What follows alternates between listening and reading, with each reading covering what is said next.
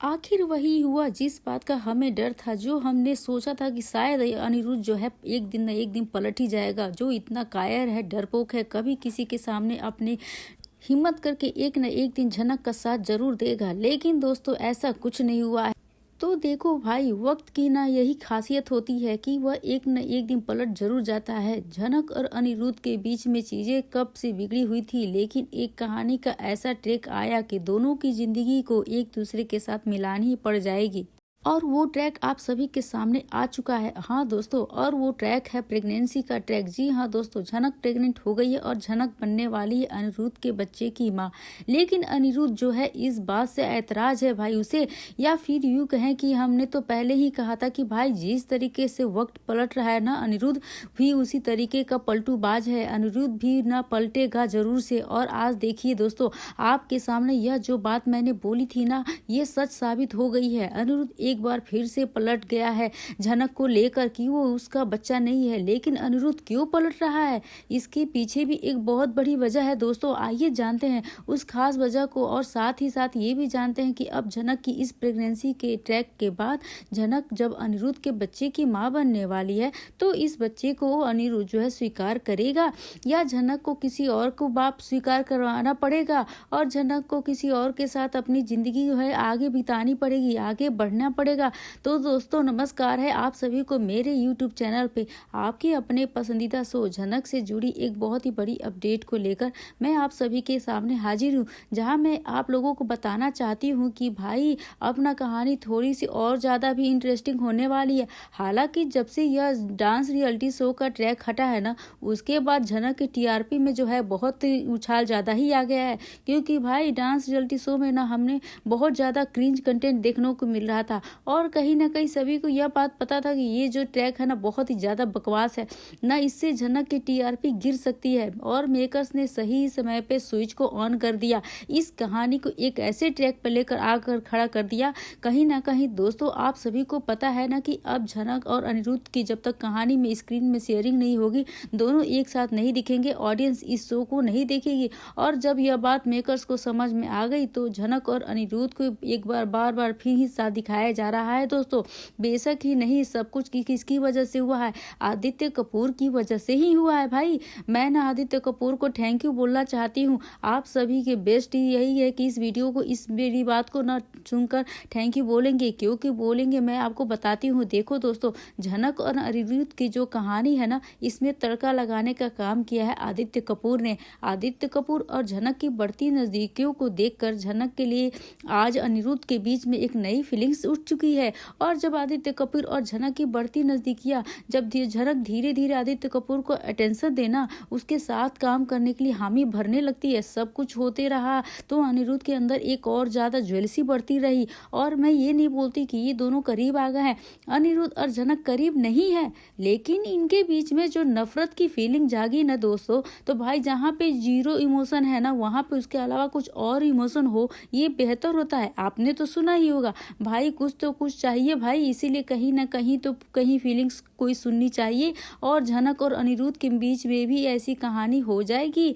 और झनक और अनिरुद्ध को दोनों को यह बात पता है कि भाई भले ही इनके बीच में नफरत की दीवार क्यों ना हो, ये दोनों एक दूसरे से प्यार तो करते ही हैं, दोनों को एक दूसरे की फिक्र है यहाँ पे। लेकिन आज जब झनक आई है अनिरुद्ध के सामने खड़े होकर अपनी बात चीख चीख के चिल्ला चिल्ला के बोल रही है, और घर वालों का मुंह बंद करके यह बोल रही है कि मैं सर जी के आपके बच्चे की माँ बनने वाली हूँ, तो अनिरुद्ध जो है यहाँ पे तुरंत ही पलटने वाला है। जी हाँ दोस्तों, यहाँ पे यही होने वाला है। अनिरुद्ध जो है पलटूबाज है, और यह चीज उसने यहाँ पे दिखा दिया है।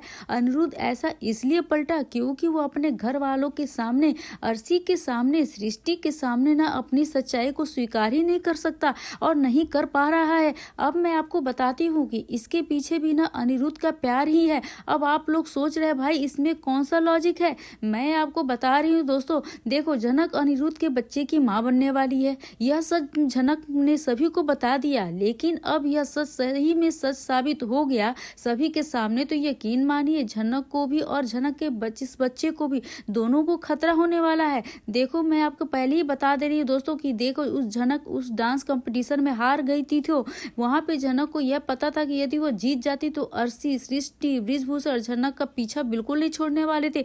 वो झनक के पीछे बेतार की तरह लटके जाते थे, सनी सर बन के उनकी जिंदगी में सनी को खोल देते। और जब झनक वहां से आ रही है तो कहीं ना कहीं इनसे पलड़ा को छूटा, लेकिन अब झनक जो है वापस कोलकाता आ गई है, यानी झनक के ऊपर फिर से खतरा मंडरा रहा है। और आपको बता देती हूँ कि भाई सृष्टि ने पहले ही झनक को तेजस के हवाले करवाने की कोशिश की, उसे जान से मारने की कोशिश की, आग लगाने क्या कुछ नहीं किया भाई झनक के लिए और झनक को नुकसान पहुंचाने के लिए। अर्शी, सृष्टि थोड़ा भी कतराते नहीं है, थोड़ा भी हिचकेंगे नहीं, थोड़ा भी पीछे नहीं हटने वाले।